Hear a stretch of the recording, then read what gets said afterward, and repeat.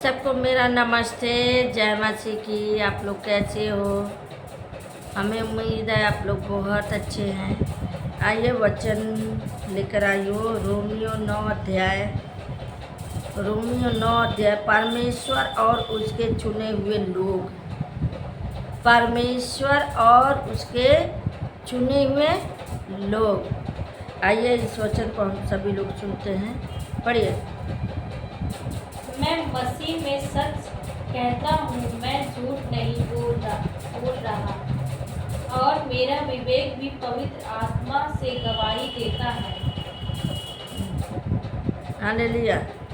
मेरे प्रियो, जो भी बातें हम बताएंगे वो सत्य है, मैं झूठ नहीं बोलूँगी। जो है वो सत्य है, जो वचन बताता है वही हम आपको बताएंगे।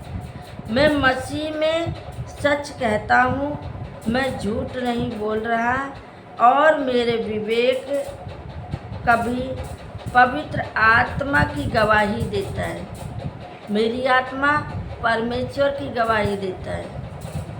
मैं झूठ नहीं बोले, मेरी आत्मा भी परमेश्वर की गवाही देता है। जब हम गवाहियाँ देते हैं तो खुद नहीं गवाही देते, वो परमेश्वर की गवाही होती है।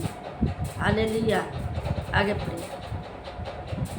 कि मुझे बड़ा शौक है और मेरा मन सदा दुखता रहता है।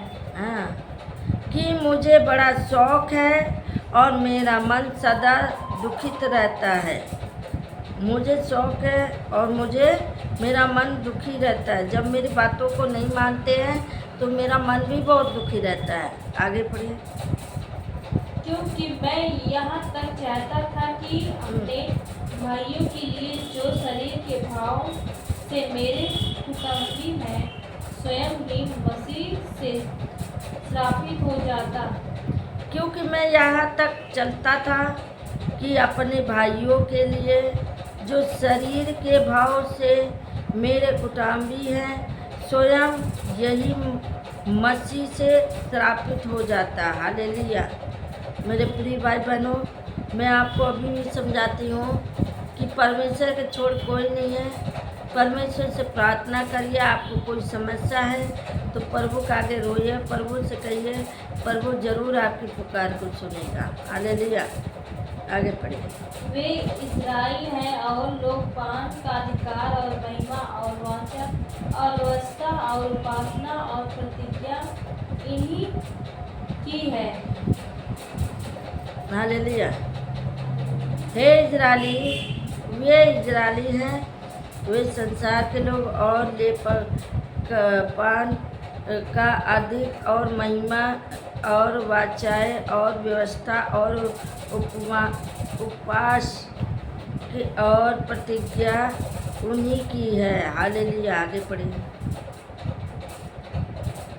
पुरखे भी उन्हीं के हैं और मसीह भी शरीर के भाव से उन्हीं में से हुए, सब के ऊपर परम परमेश्वर युगानुयुग धन्य हो। आमीन।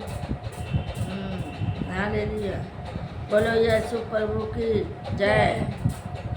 परखे भी वही पुरखे भी उन्हीं के हैं, और मसीह भी शरीर के भाव से उन्हीं में से हुआ, जो सब के ऊपर परम परमेश्वर युगान धन्य कहता है। परमेश्वर बाप दादाओं का था, आपका भी है, आपके बच्चों का भी है, जो पुरखाओं का भी परमेश्वर था। प्रभु कहता तुम युगान धन्य रहो। हालेलुया। आगे पढ़िए। परंतु यह नहीं कि परमेश्वर का वचन टल गया, इसलिए कि जो इस्राएल के वंश है वे सब इस्राएल नहीं। क्योंकि प्रतिज्ञा का वचन यह है। हालेलुया। अर्थात शरीर की संतान परमेश्वर की संतान। परंतु यह नहीं कि परमेश्वर का वचन टल गया। अच्छा सॉरी।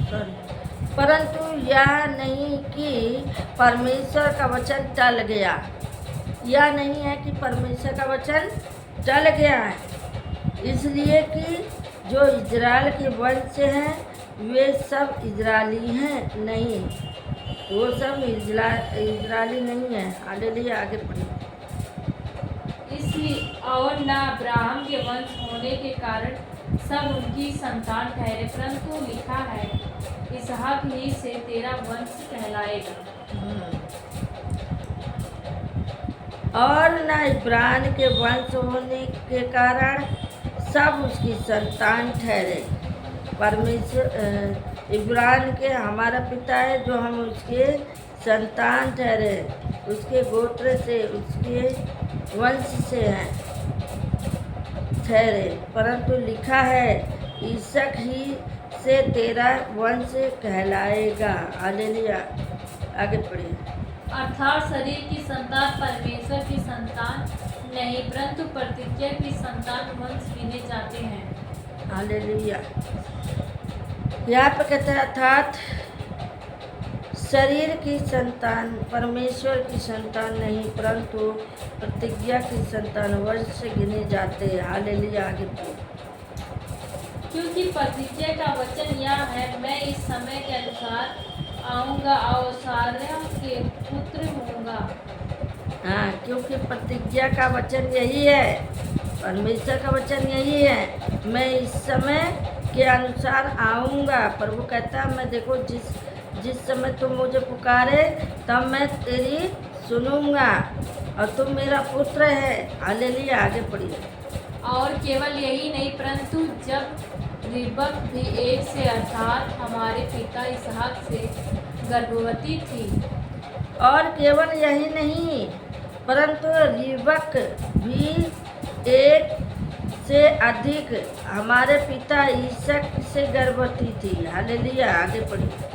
और अभी तक ना तो बालक जन्मे थे और ना उन्होंने कुछ भला बुरा किया था, इसलिए और अभी तक ना तो बालक जन्मे थे और ना उन्होंने कुछ भला बुरा किया था, इसलिए कि परमेश्वर की मानसा जो उसके चुन लेने के अनुसार है, कर्म के कारण नहीं, परंतु बुलाने वाले के कारण है, बनी रहे। हालेलुया। आगे पढ़िए। उसने कहा जेठा छोटे का दास होगा, जैसा लिखा है मैंने याकूब से प्रेम किया, परंतु एसाव को अप्रिय जाना। उसने कहा जेठा छोटे का दास होगा, जैसा लिखा है मैंने याकूब से प्रेम किया है, परंतु एसाव को अप्रिय जाना। हालेलुया। परमेश्वर ने जैसा कहा वैसे किया है। याकूब से प्रेम किया, आपसे प्रेम किया, आपके बच्चों से भी प्रेम किया। आगे पढ़िए। पढ़िए। इसलिए हम क्या कहें, क्या परमेश्वर के यहाँ अन्याय है? कदापि नहीं, क्योंकि वह मूसा से कहता है मैं जिस किसी पर दया करना चाहूँ उस पर दया करूँगा और जिस किसी पर कृपा करना चाहूँ उस पर कृपा करूँगा। इसलिए हम क्या कहें परमेश्वर, हालेलुया, इसलिए हम क्या कहें, क्या परमेश्वर के यहाँ अन्याय है? कदापि नहीं। हालेलुया। आगे पढ़िए। अतः यह न तो चाहने वाले की न दौड़ने वाले की दया करने वाले परमेश्वर की बात है। अतः यह न तो चाहने वाले की न दौड़ने वाले की, परंतु दया करने वाले परमेश्वर की बात है। न चलने वाला न दौड़ने वाला, यह है परमेश्वर की बातों का। हालेलुया। आगे। क्योंकि पवित्र शास्त्र में फिरौन से कहा गया, अब मैंने तुझे इसीलिए खड़ा किया है कि तुझ में अपनी सामर्थ दिखाऊं और मेरे नाम का प्रचार सारी पृथ्वी पर हो। हालेलुया। हालेलुया। क्योंकि पवित्र शास्त्र में फिरौन से कहा गया था फिर उनसे कहा गया, मैंने तुझे इसीलिए खड़ा किया है। प्रभु कहता, मैंने तुझे इसीलिए खड़ा किया है कि तुझ में अपनी सामर्थ दिखाऊं। प्रभु इसीलिए खड़ा किया कि अपना काम दिखाए, वो अपनी सामर्थ दिखाया और मेरे नाम का प्रचार सारी पृथ्वी पे हो। हालेलुया। प्रभु चाहता है मेरे नाम का प्रचार सारी दुनिया में हो। आगे बढ़िए। इसलिए वह जिस पर चाहता है उस पर दया करता है और जिसे चाहता है उसे ठोकर कर देता है। इसलिए वह जिस पर चाहता है उस पर दया करता है।